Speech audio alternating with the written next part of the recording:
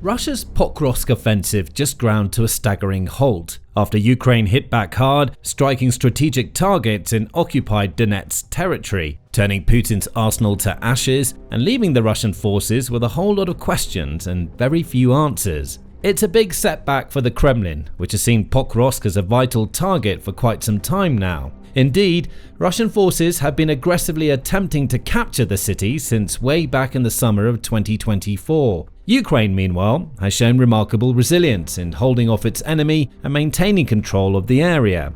And it's not hard to understand why both sides are eager to have power over Pokrovsk. It sits in an extremely important location in the Donetsk region, with strong transport links and supply routes across the surrounding area and deeper into Ukraine, with one major highway leading from Pokrovsk all the way to Dnipro, one of the largest cities in the country. Whoever holds Pokrovsk has a lot of advantages and can make use of the surrounding roads and logistical networks to funnel supplies or reinforcements in and out of the city. That's one of the reasons why Ukraine has been able to defend it so well. With a steady supply of resources flooding in, though contested, logistics and rotations to help the city's defenders. It's also why Russia is so desperate to push them out by any means necessary, and the Kremlin's commanders have tried all sorts of tactics to do so. They've done everything from launching assault groups, drones, artillery and tanks into the area, to even sending Russian soldiers disguised as local civilians hoping to sabotage the city from within.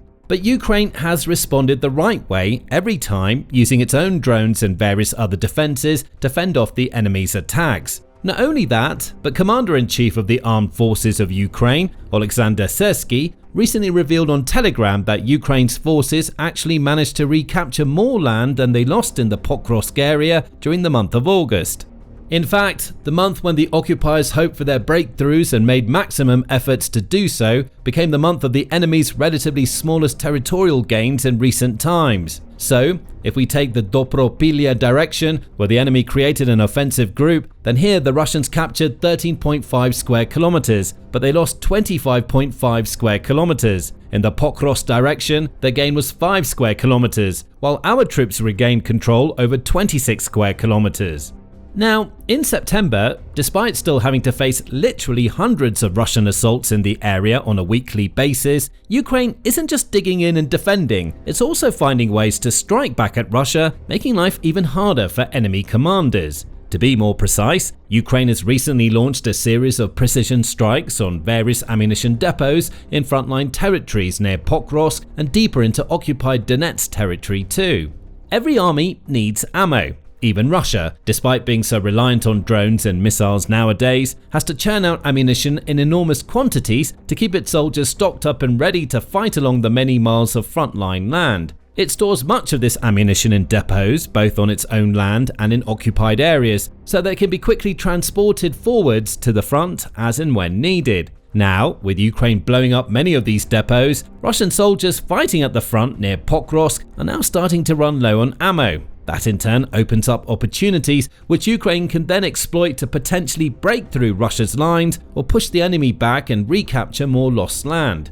But before getting to the effects and next steps of Ukraine's plan, it's first worth taking a look at the major ammo attacks that have occurred so far. Some of the biggest strikes came in Donetsk city, deep in the occupied Donetsk region. There, multiple explosions rang out after Ukraine's long-range drone soared into the city and honed in on important ammunition storage facilities. Footage filmed by Russian soldiers close to the scene shows smoke trails in the sky, suggesting that the Kremlin's air defense systems had been activated. However, the footage also reveals thick black clouds of smoke rising up above one facility, implying that the air defenses had not been successful in stopping all the drones, and at one point, an explosion rings out that it's so powerful the resulting shockwave makes at least one soldier fall to the floor despite being several miles away. Reports state that secondary blasts continued in the hours that followed, which is clear evidence that fires likely broke out at the ammo depots and hundreds of tons of ammunition ignited and exploded afterwards.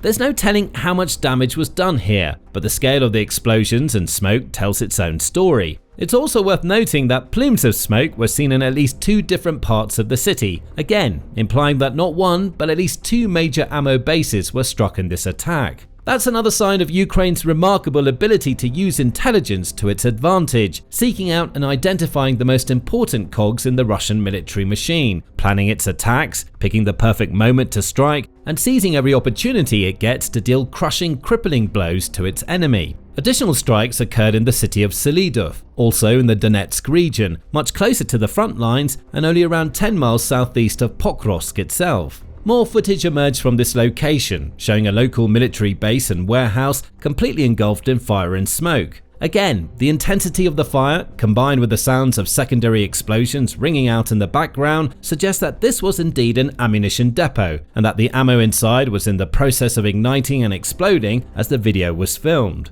A Russian soldier, visibly shaken by the incident, can also be seen walking towards the camera and muttering that hell has broken loose in the city, summing up the situation quite succinctly. Like Pokrovsk, Selydove is an important logistics hub in Ukraine, and the Russians have made the most of this location since capturing it. They've set up bases there and have been stockpiling large amounts of ammo in the area too, though they may want to rethink that strategy in the wake of this devastating Ukrainian attack. Part of the problem for the Kremlin is that Selydove is still so close to the front lines, so it's relatively easy for Ukraine to use drones and even missiles or artillery to target this city. The Russian forces may have assumed that they would have pushed on by this point, extending their advantage and thereby securing Selydove in the process as the front line moved further and further away. But their progress has been slow, and now they're paying the price. Russia even took the extra step of constructing its base and ammo depot in a strategic spot within the city, surrounded by large buildings that could theoretically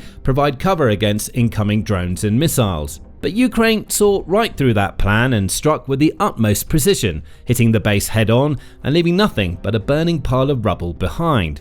These are just two of the latest Ukrainian attacks on important ammo supplies in the area. Several similar strikes have occurred over the course of recent weeks and months, all part of a long-running campaign from Ukraine to weaken Russia's position in the areas that matter the most. Back in early July, for example, reports emerged of a successful Ukrainian attack on another Russian ammo depot in the Donetsk town of Kharkiv, relatively deep into occupied territory. Videos soon spread across social media, revealing the extent of the destruction as massive explosions filled the area. This all came just a few days after another big hit in occupied Donetsk, which also involved explosions and fires breaking out. And around the same time, news outlets reported on the Phoenix Separate Regiment of Unmanned Systems of the Border Guards taking out a Russian ammunition depot in yet another precision drone strike. Bit by bit, one depot at a time, these attacks are all adding up and leaving Russia with a lot of problems to solve. And it doesn't help Russia that so many of these attacks are concentrated in the Donetsk region, or even more specifically in the Donetsk-Yazinovato-Holivka rail triangle. This triangle, together with the equally important Avdiivka-Ocheretine road corridor, has been an invaluable support system for the Russian offensive in and around Pokrovsk, which has been going on for over a year but has particularly intensified since this summer. By targeting ammunition depots within this particular area, Ukraine is forcing Russia to adjust and adapt its tactics, and the war has proven so far that Russian stubborn commanders don't always cope well when they're asked to adapt. With so many of their big ammo bases being blown up, the commanders' only real option is to disperse their remaining munitions into smaller caches. They can't afford to keep stockpiling massive amounts of ammo, bombs, drones and so on in the same spaces, because Ukrainian drones could easily come along and blow them up all over again. Instead, they need to split their supplies, hide them well, and then rely on efficient convoys to transport them to the frontline troops who need them the most. But that also opens up opportunities for Ukraine, because it can spot those convoys and intercept them en route, leaving Russia's most advanced squads and battalions with even less hope of getting the ammo and other supplies they require to survive. The strikes on Selydove are particularly devastating from a Russian perspective too. That city was the main ammunition hub south of Pokrovsk, but now that it's literally ablaze, Russia is left with no safe base in the area. It has to store its ammo further away and transport it longer distances, often along roads that are in terrible condition and highly exposed to drone strikes or artillery strikes. That in turn creates more chaos and makes Russia's defensive line dramatically weaker. Because if soldiers don't have sufficient ammo and commanders know that more supplies are not on the way, they have to adjust their tactics. they may be less able to sustain heavy bombardment and frequent assaults in affected sectors. Instead, they must be more conservative, rationing their shells, limiting attacks, and picking and choosing battles with greater care. This goes in stark contrast to Russia's usual tactics, which are so oriented around aggression and overwhelming the opposition with brute force and heavy intense assaults. It's a completely different way of fighting, and this drastically evens the odds between the two sides, as Ukraine doesn't have to worry quite as much about constant Russian attacks and can take this time to plan more counterstrikes of its own. Because if Russian frontline troops don't have enough ammo for sustained firefights, they could be quite easily pushed back, forced to abandon their posts, allowing Ukraine to recapture important towns and villages that had seemingly been lost for good. And the more Ukraine can push the Russians back, the better, because even though their progress has been slow, Russian forces have gained some ground in recent times and edged ever so closer to Pokrovsk, one little sliver of land at a time. Ukraine now has the chance to effectively undo weeks, if not months, of Russia's efforts, sending them straight back to square one and extending a sort of buffer zone around Pokrovsk, making it even harder to capture than ever before.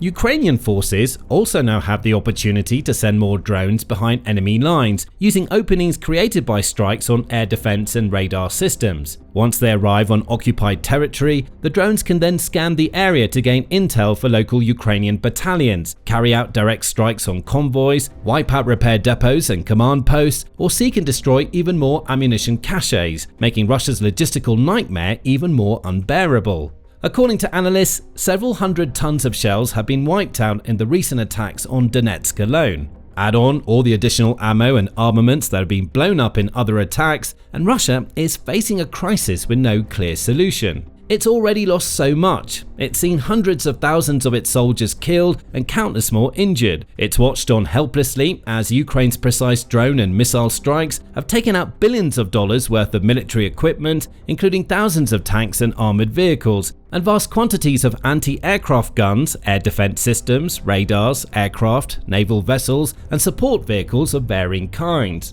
Its economy is on the ropes, and its industrial base is stretching increasingly thin, leaving its supply chain more and more vulnerable to direct and devastating hits.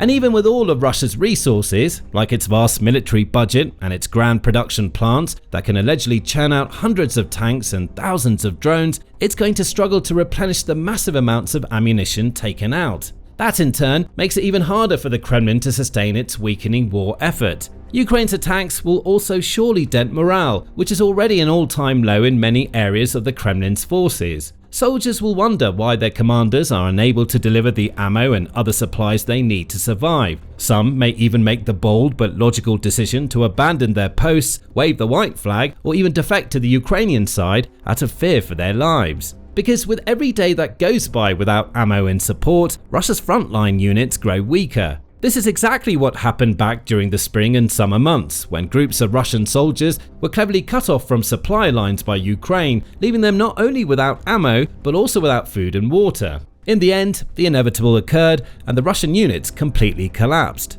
The same sort of thing is happening at this very moment in places like Dobropilya and other areas close to Pokrovsk. There, the Russians have no help and no hope of making any kind of meaningful progress. Their only option is to sit, wait, and pray that somehow the situation changes. But with Ukraine continuing to show its tactical superiority and Russian commanders revealing their incompetence and ineptitude yet again, the situation looks quite bleak for any units stranded in frontline positions. And the best part of all of this for Ukraine is that this isn't just occurring in the Pokrovsk area. It's not even exclusive to the Donetsk region. All along the front, Ukraine is using a similar strategy, and it's one that's proving to be exceptionally effective, yet remarkably simple. It consists of one simple overarching tactic: identify Russia's most important and valuable assets and take them out in order to even the odds and make it dramatically more difficult for the Kremlin's forces to advance. It's not rocket science. In fact, it's arguably the single most logical and viable tactic to use in a war like this, a war that pits one much larger side against another. Ukraine has known from day one that it's the weaker of the two sides, as far as money, resources,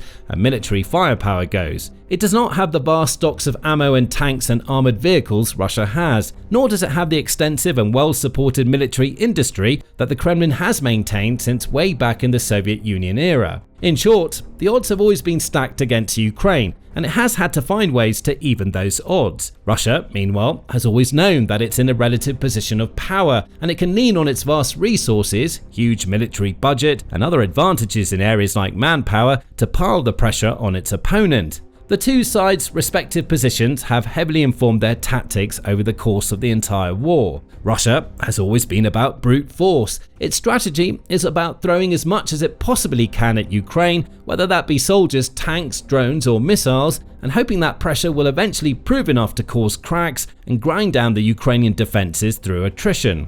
Ukraine, on the other hand, has had to be more intelligent, more tactical, thinking outside the box to gain the upper hand where it can. It's had to make sacrifices and compromises on countless occasions, and it certainly hasn't been able to use anything like the brute force tactics that Russia has.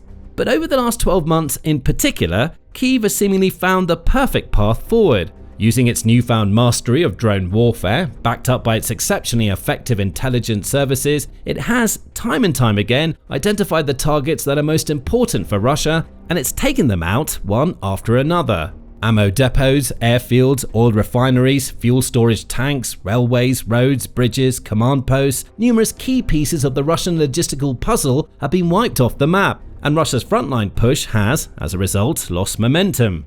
And Ukraine is not letting up. It's maintaining as much pressure as it can, and further strikes on additional ammo depots and other high-value targets on the Russian side are likely in the days and weeks ahead. Ukrainian forces may also push back to clear out villages and reclaim territory, solidifying their spots along the front lines and leaving Russia increasingly undersupplied, demoralized, and helpless. Now, learn more about how Ukraine is cleverly trapping, encircling, and taking out Russians along the front in our recent video, looking at a successful Ukrainian sabotage strike in the Zaporizhia region that left 18 Russian officers dead. Or for a broader view of the war, check out our in-depth breakdown of how why and Russia was always doomed to fail in Ukraine. And finally, make sure to subscribe to our channel too, so you can stay in the know about everything that's happening in the Russia-Ukraine war and other important conflicts all over the world.